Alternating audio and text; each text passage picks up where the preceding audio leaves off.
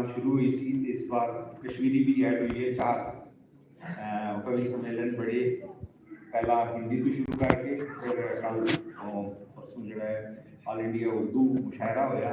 अज राष्ट्रीय डोगरी कवि सम्मेलन है तो कश्मीर विच कश्मीरी मुशायरा जो है उसका एहतमाम हो रहा है। पंजाबी, गोजरी और पहाड़ी का जो वो नाल नाल अगले हफ्ते जो चल रहा होगा। रिपब्लिक डे के सिलसिले ये एहतमाम जो अकैडमी की तरफों किए जा रहे हैं।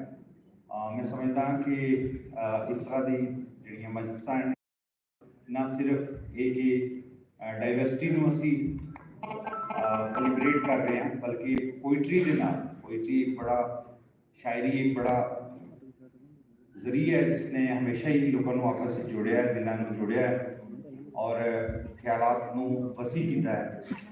और उसी का सहारा लैके इस बार जोड़ा है वो शायरी के जरिए योम जमहूरिया सैलीब्रेशन जी गणतंत्र दिवस की सैलीब्रेशन जी है उत्थे हो रही है। दीपक जी तशरीफ फरमान, ललित गुप्ता जी तशरीफ फरमान, दर्शन दर्शी जी तशरीफ फरमान, सारिया ही इज्जत शख्सियत जी इतने तशरीफ फरमान। ये फरीजा जरा मेरे हिस्से आया कि भाई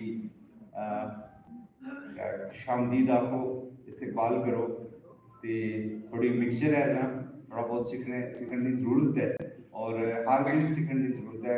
डोगरी बड़ी खूबसूरत मीठी जबान है, मिठड़ी है डोगरे की बोली थी, खंड मिठे लोग डोगरे।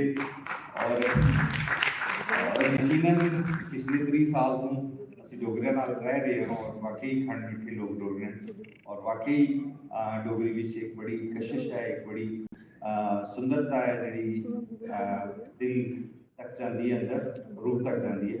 अज डोगरी जोड़े शायर हैं उन्होंने सुनने का मौका मिलेगा।